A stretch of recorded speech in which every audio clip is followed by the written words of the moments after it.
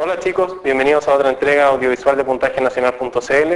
El día de hoy nos dedicaremos a analizar la dinámica y fisiología del sistema cardiovascular, sus componentes y el sistema linfático.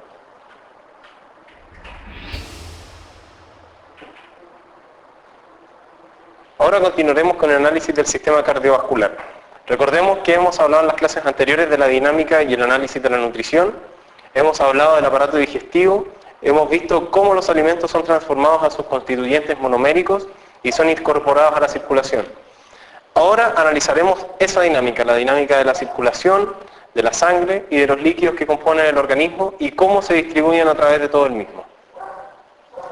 Para comenzar, nosotros tenemos que describir tres distintas ramas pertenecientes al sistema cardiovascular, las cuales son el sistema vascular propiamente tal, compuesto de los vasos sanguíneos, el sistema cardíaco, que está compuesto por la dinámica y la fisiología cardíaca del corazón, y el sistema linfático, que es un sistema análogo al sistema circulatorio, pero que es de gran importancia y ya describiremos sus propiedades que radican en esta característica. Para comenzar, describiremos todas las propiedades que posee el único tejido líquido que existe en el organismo, la sangre. La sangre está compuesta, ya dijimos que es un tejido de células llamadas elementos figurados y de una matriz conectiva llamado plasma. La característica que permite que la sangre sea un tejido líquido es que esta matriz conectiva, a diferencia de otros tejidos en los cuales esta matriz está compuesta por colágeno y otras proteínas que le otorgan un carácter sólido, en la sangre está constituida por un 95% de agua. Por lo tanto, la transforma en un medio líquido donde los elementos figurados flotan. Entonces, yéndonos un poco más en detalle, podemos describir los componentes del plasma y de los elementos figurados. Los elementos figurados son el 45% de la totalidad de la sangre y dentro de los cuales se encuentran los eritrocitos, los leucocitos y los trombocitos. En el plasma nosotros podemos encontrar agua en un 95% y podemos encontrar también proteínas plasmáticas en un 5%, las cuales de importancia para la prueba de selección son la albúmina, el fibrinógeno y las globulinas. Los eritrocitos, del griego eritro, rojo, y citos, célula, células rojas, son células sin núcleo y sin organelos que tienen un tinte rojo debido a la gran presencia y la gran concentración de una proteína llamada hemoglobina, que analizaremos sus propiedades en la descripción del aparato respiratorio. Estas células son las células más abundantes de la sangre, llegando a una proporción de 5 millones de eritrocitos por gota de sangre, que corresponde a un ml. La función de los eritrocitos es principalmente el transporte de dióxido de carbono y de oxígeno a través de los tejidos y de los pulmones, debido a que la hemoglobina posee esa función. Los eritrocitos son generados desde la médula ósea roja, que está presente en los adultos en los huesos planos como la pelvis. Y también el proceso llamado eritropoiesis, generado o estimulado por una hormona secretada por los riñones llamada eritropoyetina. Otras células son los leucocitos, que consisten en los glóbulos, los llamados glóbulos blancos, del griego leuco, blanco, y citos, célula, células blancas. Las células de la línea blanca participan en general en las respuestas de la clase inmune, o sea, participan defendiendo al organismo de otros organismos que puedan entrar a él y que puedan causarle cierto daño. Son menos abundantes que los eritrocitos, pero aún así existen distintos tipos de ellos que están en diferentes proporciones en las células. Sus tipos y sus abundancias son analizadas en el módulo lectivo en el tópico de inmunidad. Finalmente, los trombocitos, del griego trombo, coágulo, y citos, célula, células del coágulo, debemos enfatizar de que no son células, sino que son fragmentos celulares derivados de grandes células presentes en la médula ósea roja llamadas megacariocitos, los cuales poseen varios núcleos y van generando estos fragmentos citoplasmáticos, que algunos de ellos poseen mitocondria, que pueden secretar los llamados factores de la coagulación, que son proteínas que son fundamentales para generar el proceso de coagulación sanguínea. Y dentro de las proteínas plasmáticas tenemos la albúmina, que es una proteína de carga negativa, la cual ayuda al transporte de moléculas hidrofóbicas como las hormonas esteroidales, Tenemos las globulinas, dentro de las cuales destacan las inmunoglobulinas, que son los anticuerpos secretados por los leucocitos, y el fibrinógeno, que es una proteína inactiva, en su forma activa es llamada fibrina, y está relacionada con la formación de una red para atrapar plaquetas, eritrocitos y formar el trombo o el coágulo sanguíneo en una determinada situación. Ahora vamos a describir un poco algunos exámenes sanguíneos que son aplicados en el ámbito de la salud.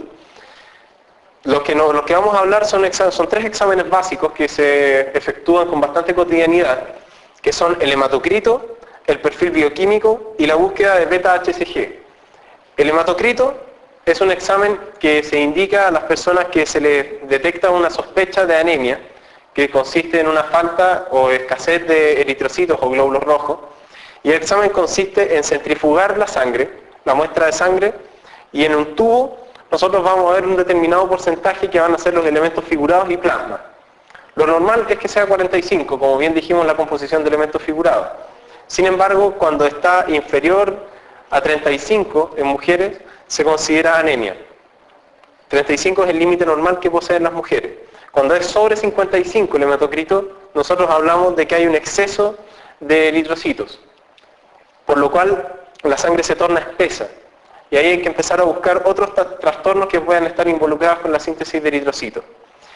El perfil bioquímico es un examen que se utiliza para detectar la composición bioquímica que tiene la sangre. Es decir, ver la cantidad de proteínas que tiene, de ácidos que pueda tener, como el ácido úrico, la urea, la cantidad y forma de células que tiene la sangre, y sustancias que puedan ser detectadas específicas, como algunas hormonas tiroideas u otro tipo de hormonas, que puede ser el enfoque especial del perfil bioquímico. Finalmente, la búsqueda de beta-HCG es el examen concluyente de embarazo en las mujeres. La beta-HCG es la gonadotropina coriónica humana, la subunidad beta, que es una hormona que secreta exclusivamente el embrión cuando se está implantando y cuando sigue su desarrollo hasta el parto. La presencia con superior a 10 unidades de la beta-HCG en un examen de sangre es concluyente para embarazo. Y generalmente cuando este examen se realiza se encuentran sobre 50.000 unidades. Este es un punto bastante importante en la actualidad, que consiste en la donación de sangre. La donación de sangre es básicamente extraerse voluntariamente sangre, una determinada cantidad, para ser utilizada por otra persona. Aquí tenemos que describir algunos puntos que son fundamentales para el conocimiento de ustedes y el resto de las personas en cuanto a la donación de sangre. Primero, esta debe ser realizada por personal capacitado, por personal de la salud, enfermeras, auxiliares de enfermería y médicos. También tiene que ser realizado en un lugar seguro y en un lugar con los instrumentos correctos, donde haya correcta asepsia y donde exista correcto instrumental para el manejo de la sangre. Tercero, la donación de sangre nunca supera los 500 ml, por lo tanto no hay un riesgo para la salud en cuanto al donante. Lo único que podría sentir el donante son leves mareos y un poco de dolor con la punción para sacar sangre. La cantidad de sangre que se extrajo, el cuerpo se encarga de suplirla con agua para mantener constante el volumen de la sangre, lo cual se llama volemia. Al cabo de un par de meses, la cantidad de glóbulos rojos que fueron extraídos ya fueron reemplazados totalmente. Algo importante también para donar sangre es que los protocolos que existen para donar sangre son muy estrictos. Es decir, el donante no puede tener enfermedades como hepatitis B o de otros tipos, no pudo haber sufrido de alguna de esas hepatitis, no puede tener SIDA, no pudo haberse hecho tatuajes dentro de los últimos días o meses, no pudo haber consumido algún tipo de droga y no puede tener alguna enfermedad que pueda ser de riesgo para él mismo para donar. Por ejemplo, que su peso sea inferior a 45 kilogramos y que se encuentre en condiciones anémicas y de otro tipo de manifestaciones anormales. Finalmente, la coagulación sanguínea es la serie de pasos que concluyen en la formación de un trombo cuando un vaso sanguíneo se ve lesionado y que la sangre comienza a perderse hacia el medio externo. Para ello es fundamental que se encuentre calcio, una proteína formada por el hígado que se llama protrombina, fibrinógeno, plaquetas y factores de coagulación. La coagulación se inicia por la activación de la protrombina en el hígado. La protrombina es una proteasa selectiva que al pasar por el hígado se transforma en trombina. Luego esta trombina corta el fibrinógeno para activarlo a fibrina. Y esta fibrina en el lugar donde está la lesión comienza a formar una red. Y esta red comienza a atrapar eritrocitos, plaquetas y más fibrina. Por lo tanto se empieza a formar una verdadera masa que termina con el endurecimiento de todo este conjunto de células y proteínas, ocluyendo en la lesión que estaba haciendo que saliera sangre. Cabe señalar que existen dos vías de la coagulación sanguínea, la vía intrínseca y la vía extrínseca. Nosotros acabamos de analizar la vía extrínseca. Sin embargo, la vía intrínseca está relacionada con los factores de la coagulación y no es tópico de la PSU.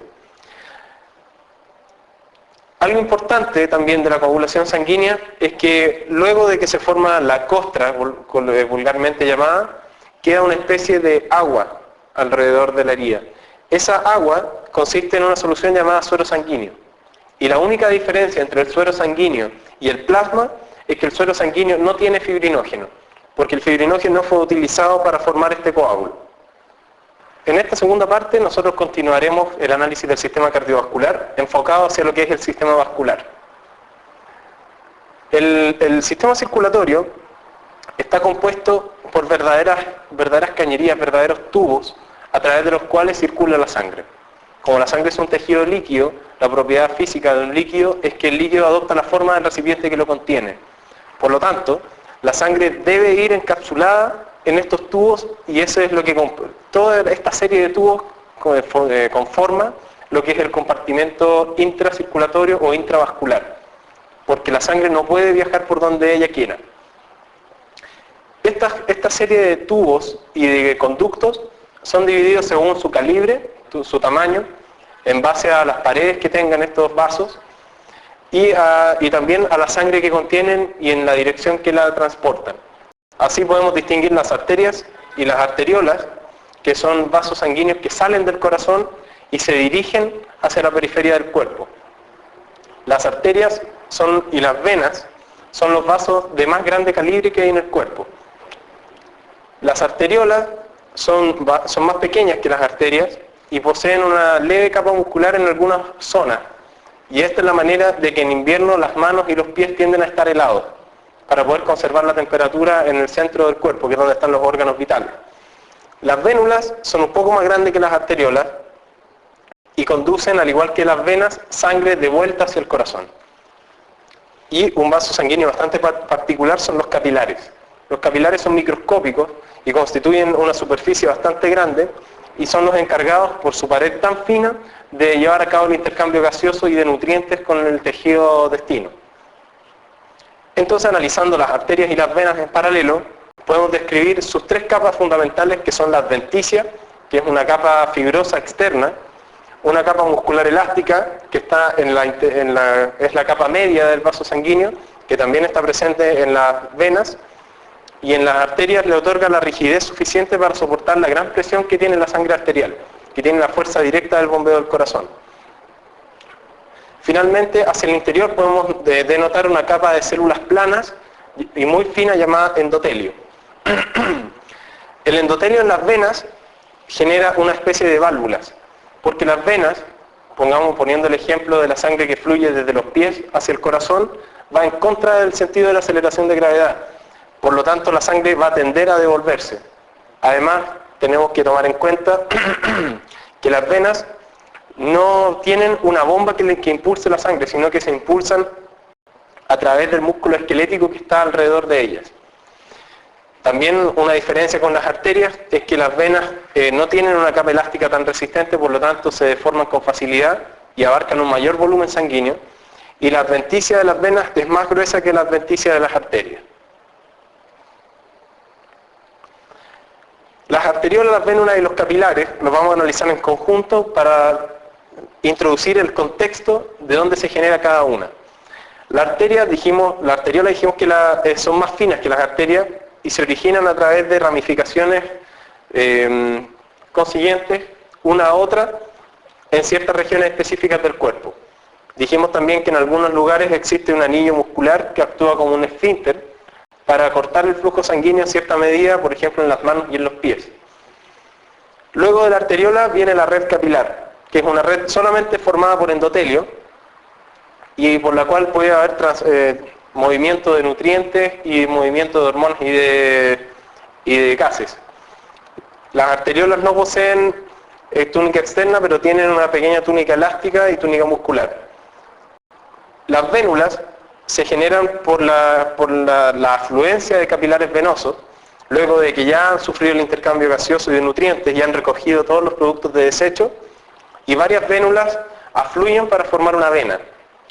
Las vénulas tienen un tejido bastante parecido a la arteriola, sin embargo no tienen túnica muscular, y como al igual que las venas tienen menos capacidad de resistir las deformaciones. Y ahora vamos a ver en este muñeco a escala anatómica, vamos a observar la distribución del sistema vascular en las zonas más importantes del cuerpo. Para comenzar a describirlo tenemos que identificar dónde se encuentra el corazón, que está en esta zona con el vértice inferior del corazón inclinado hacia la izquierda.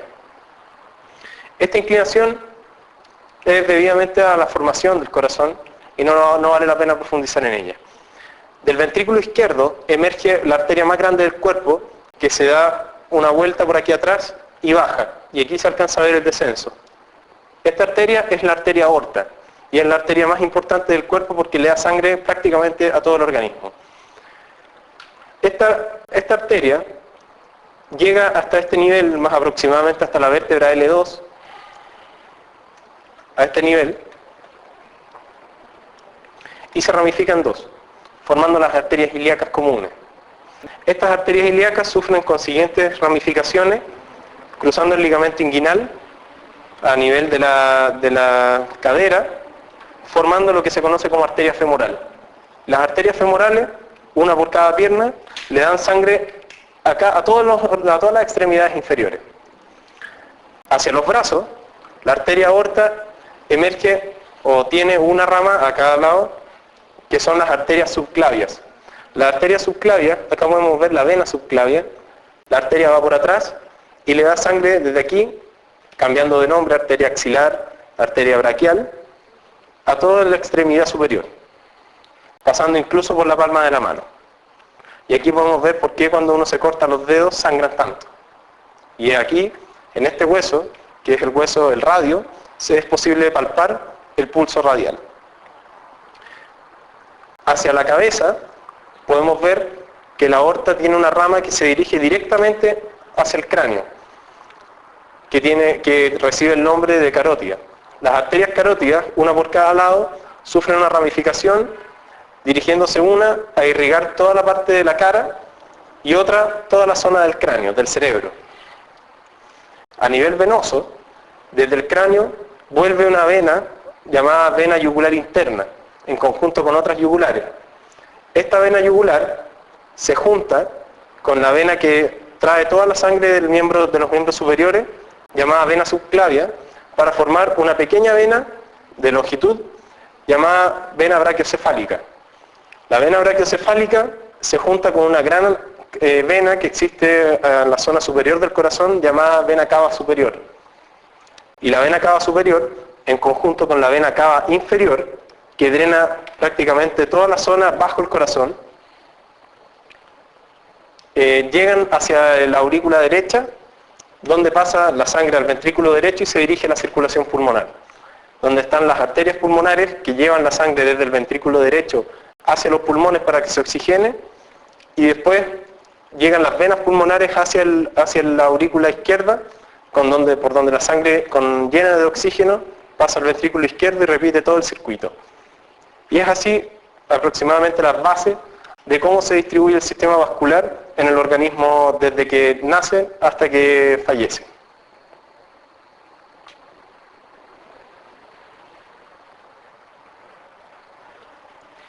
Entonces, en esta tercera parte analizaremos las dinámicas que tiene el sistema cardíaco, propiamente tal. Vamos a describir la anatomía interna y externa del corazón, que es la bomba que impulsa la sangre por todo el sistema circulatorio, y también vamos a hablar de unas propiedades bastante curiosas que tiene este órgano, que lo convierte en único en la especie. Para comenzar, describiremos un poco la anatomía interna del corazón y las conexiones hacia los grandes vasos. El corazón es una bomba muscular constituida por 3 capas. La capa más externa se conoce como pericardio, que es una capa fibrosa que envuelve a todo el corazón y parte de los grandes vasos.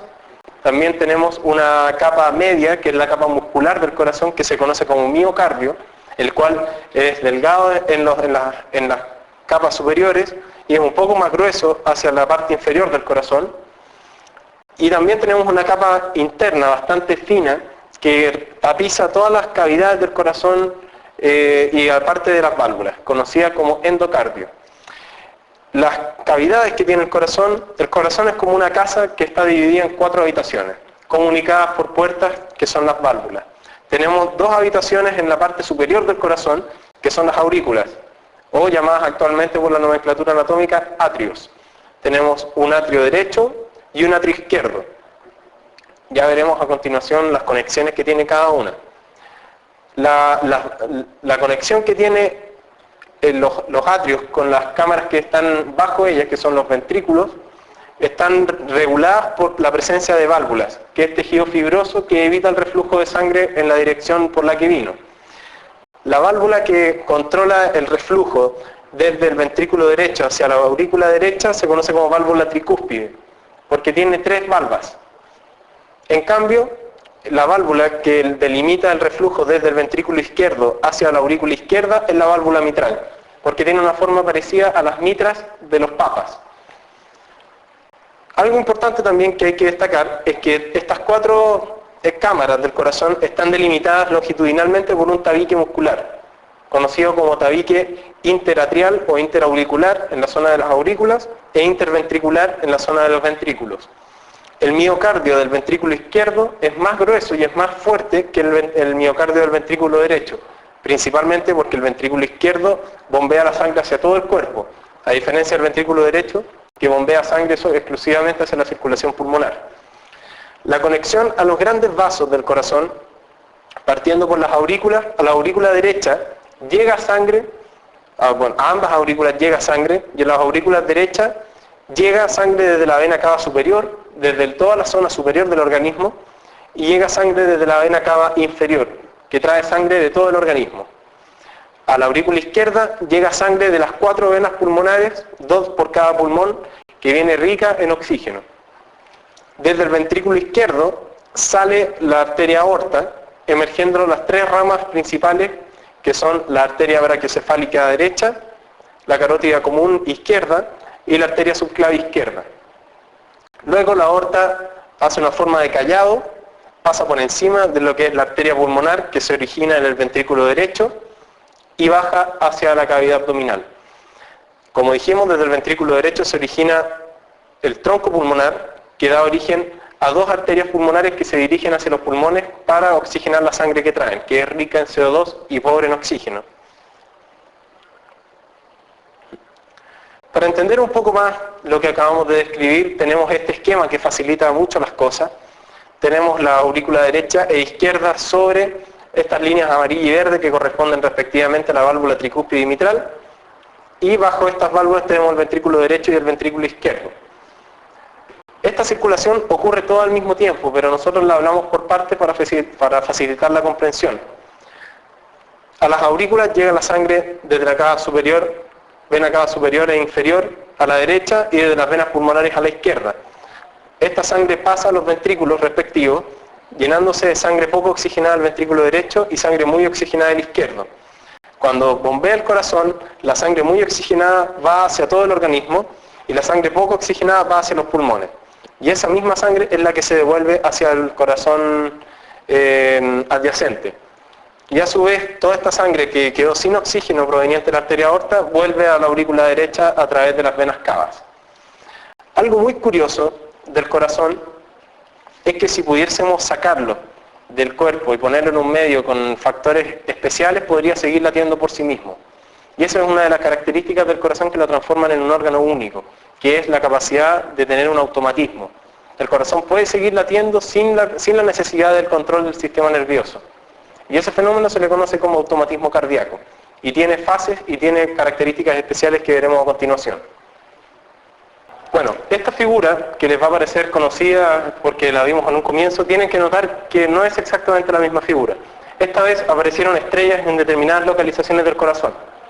Estas estrellas representan puntos donde se genera electricidad o donde se conduce.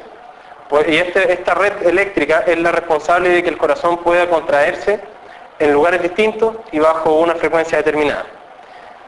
Estas dos primeras estrellas, una que se encuentra en la aurícula derecha y la otra en el tabique interauricular, representan los dos nódulos que son los encargados de generar electricidad en el corazón.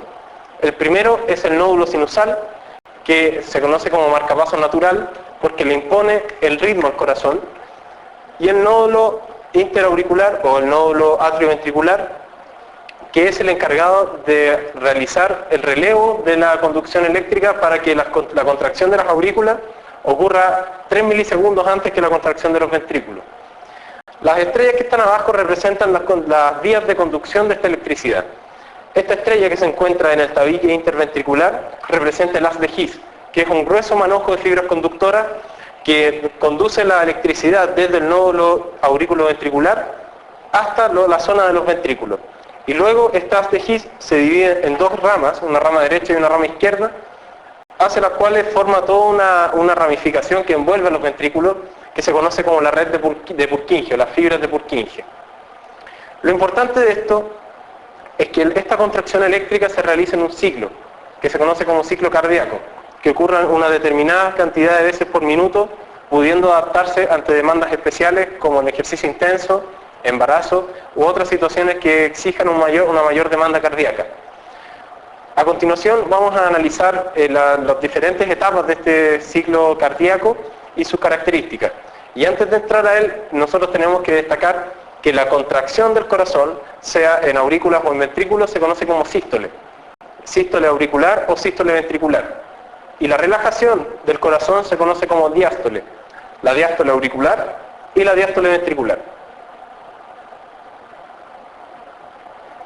El ciclo cardíaco comienza con la diástole auricular.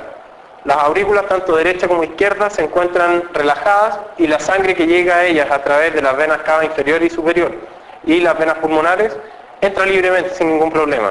Y parte de ella, como las válvulas mitral y tricúspide no se encuentran totalmente cerradas, pasa a los ventrículos. Luego, cuando se genera una despolarización en el nódulo sinusal y viaja hasta el nódulo auriculoventricular, se produce la sístole auricular, con lo cual la sangre que pudo haber quedado en las aurículas pasa directamente a los ventrículos. Con esto, entre el haz de Higgs y el nódulo auriculoventricular, la cantidad de conexiones que hay es inferior en el haz de Higgs que en el nódulo auriculoventricular. Por lo tanto, se produce un relevo. Estas conexiones son del tipo gap junctions. Y las gap junctions son conexiones como túneles entre las células que permiten que las cargas eléctricas fluyan. Al haber menos conexiones eléctricas en el haz de Higgs, esta gran marea que viene de corriente eléctrica tiene que ajustarse para entrar a un lugar de menor tamaño. Y eso toma aproximadamente 3 milisegundos, lo que da tiempo de que los ventrículos se contraigan 3 milisegundos más tarde que las aurículas. Si esto ocurriera todo al mismo tiempo, el corazón colapsaría y no podría llevar a cabo su función. Con la sístole auricular se abren completamente las válvulas mitral y tricúspide y los ventrículos se llenan.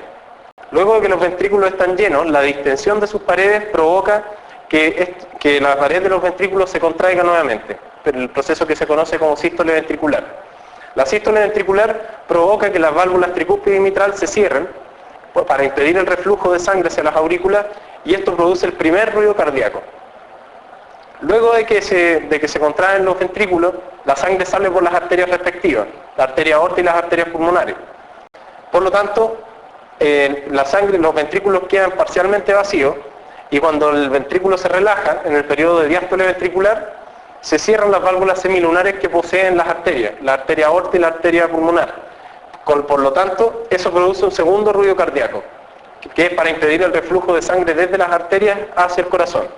Y con esto finaliza el ciclo cardíaco y se vuelve a repetir nuevamente otra despolarización regular en el nódulo sinusal, que es quien controla cuántas veces ocurre el ciclo cardíaco en el tiempo. Ahora, para nosotros poder estudiar cómo se está comportando el corazón a un nivel eléctrico, tenemos un examen que se llama electrocardiograma, que es una representación visual de la actividad eléctrica del corazón. integrando hacia los diferentes lugares en que se producen despolarizaciones. En el electrocardiograma nosotros vamos a ver diferentes tipos de ondas, bautizadas como P, el complejo QRS y la onda T. La onda P representa la despolarización de las aurículas, por lo tanto representa que si existe o es positiva, las aurículas se están despolarizando y están funcionando bien. El complejo QRS representa la despolarización ventricular, y recordemos que tiene tramos negativos porque los ventrículos, unos están orientados hacia adelante y otros están orientados hacia atrás, y existen varios vectores que llevan a cabo esta despolarización eléctrica. Si este complejo tiene esta forma, es normal, y los ventrículos se están contrayendo con normalidad. Después viene una onda T, y la onda T representa la repolarización de los ventrículos, a la espera de una nueva onda P, que debería estar en este tramo, representando otro ciclo cardíaco nuevamente. Si nosotros contamos los intervalos entre cada onda R, o entre cada onda P de un electrocardiograma, podemos calcular cuánto es la frecuencia cardíaca, que la definiremos más adelante. Entonces, ahora tenemos que entender que como fue mencionado, el sistema cardiovascular puede adaptarse a diferentes demandas, dependiendo de cuánta sangre requiere el organismo. Para ello es fundamental comprender tres conceptos. La frecuencia cardíaca, que se define como el número de ciclos cardíacos por minuto, que normalmente oscila entre 70 y 80. El gasto cardíaco, que se calcula como la frecuencia cardíaca, o FC, multiplicado por el débito sistólico ventricular.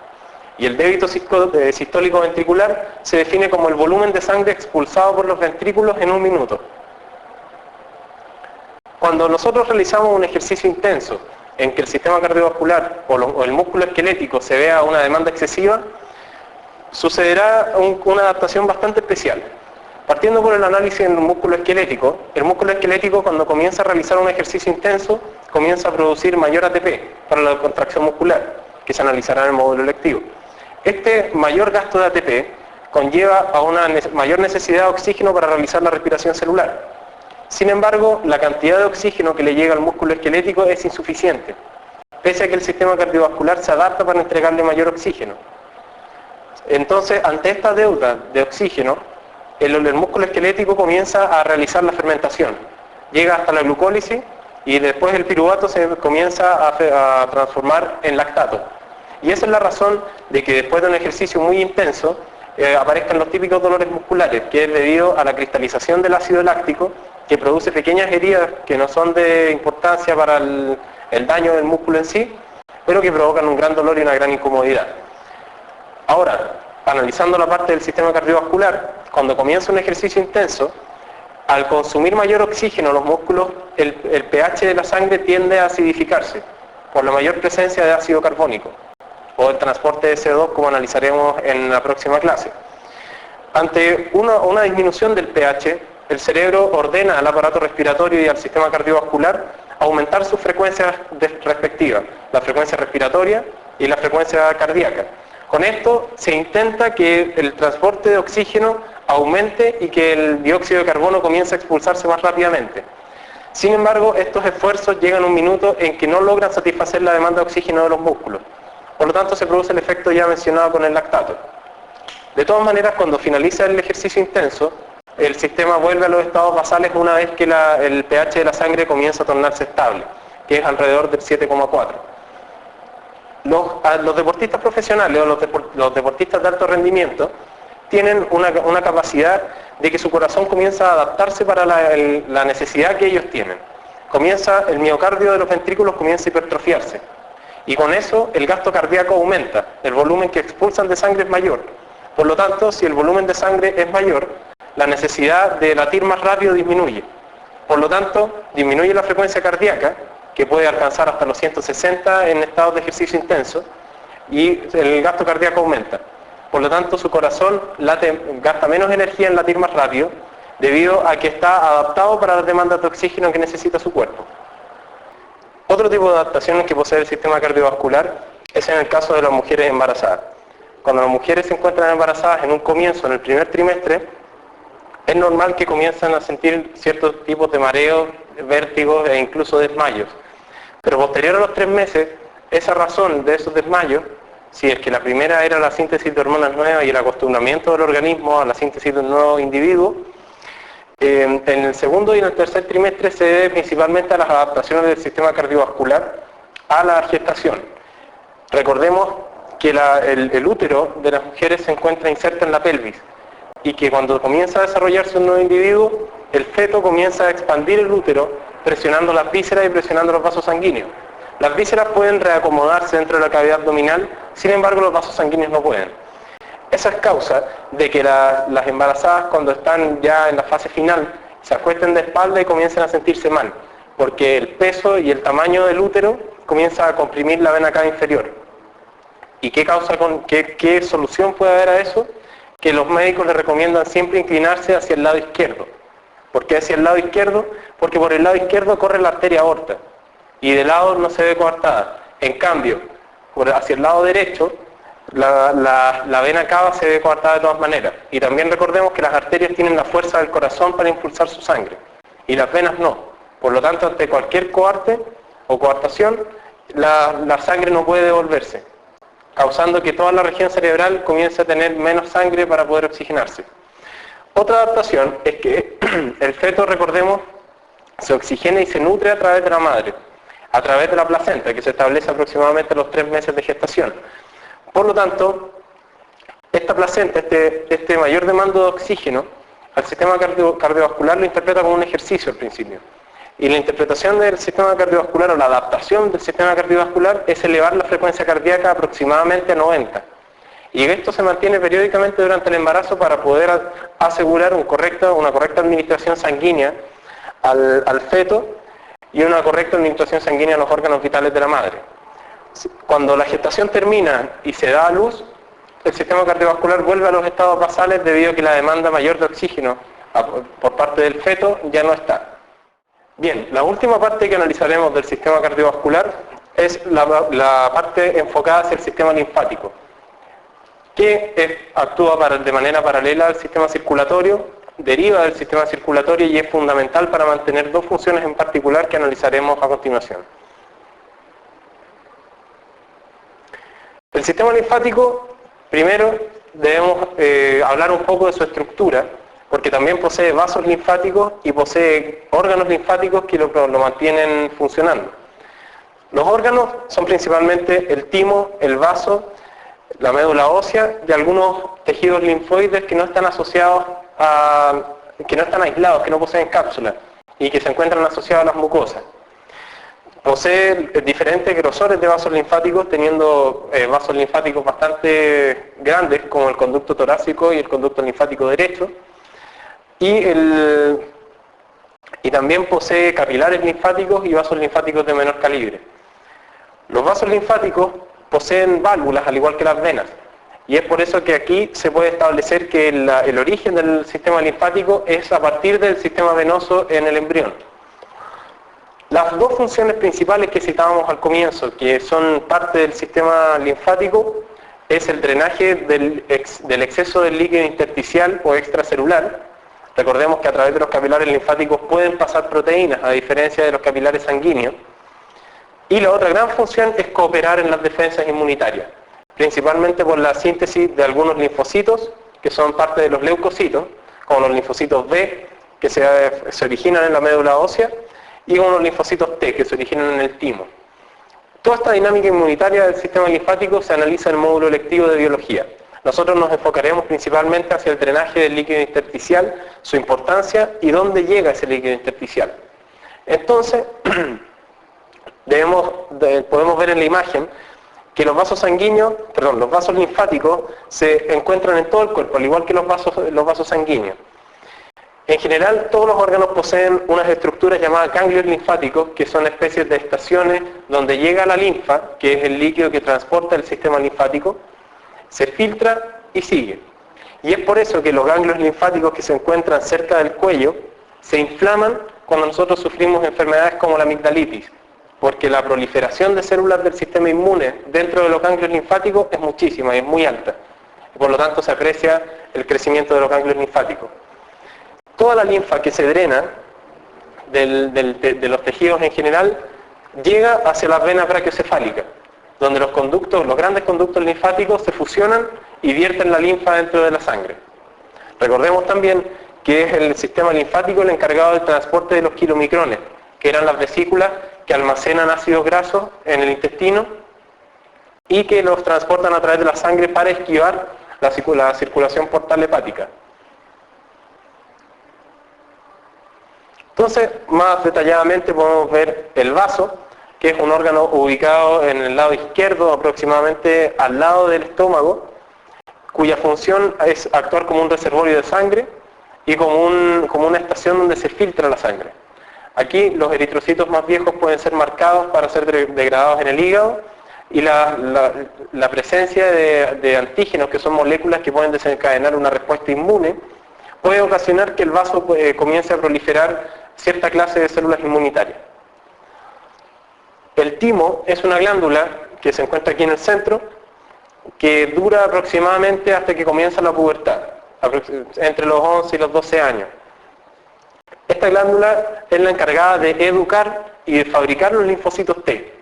Y aquí los linfocitos T juegan una gran importancia en la llamada inmunidad celular, que es aquella inmunidad que puede reconocer células que tengan alguna clase de daño y eliminarlas. Esta glándula, después de los 15 años aproximadamente, se reemplaza por tejido adiposo y se encuentra detrás del esternón. Finalmente, un ejemplo de tejido linfático no capsulado asociado a las mucosas son las amígdalas. Y se encuentran aquí precisamente porque la boca está muy en contacto con agentes del medio externo. Por lo tanto, un contacto continuo con agentes del medio externo educa al sistema inmune para que pueda reconocer elementos potencialmente peligrosos para el organismo. Y es por eso que las amígdalas son muy susceptibles de sufrir amigdalitis, que es una enfermedad causada por un grupo específico de bacterias, en la cual el tejido linfático que se encuentra en las amígdalas se inflama a causa de la presencia abundante de estas bacterias que estimulan la síntesis de células inmunitarias en las amígdalas. Hay personas que nacen con las amígdalas extremadamente grandes y entorpecen su respiración. Por lo tanto, son extirpadas y no tienen mayores consecuencias en el futuro. Bueno chicos, eso ha sido la entrega del día de hoy. Esperamos que les haya sido de su utilidad. Cualquier duda, métanse a la página puntajenacional.cl y revisen el material que ahí disponemos para ustedes. Nos vemos en una próxima entrega. Chao.